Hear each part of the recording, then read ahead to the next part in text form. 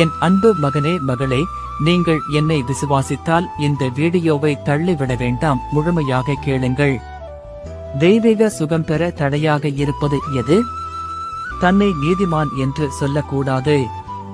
யோபு 1:1 அந்த மனுஷன் யோபு உத்தமனும் சன்மார்க்கனும் தேவனுக்கு பயந்து பொல்லாப்புக்கு விலகுகிறவனுமாயிருந்தான்.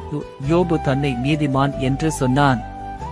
அதாவது யோபு 6:29 என் நீதி அதிலே விளங்கும் என்றும், அவர் புசலினால் என்னை முறிக்கிறார், முகாந்தரமில்லாமல் அநேகம் காயங்களை எனக்கு உண்டாக்குகிறார்.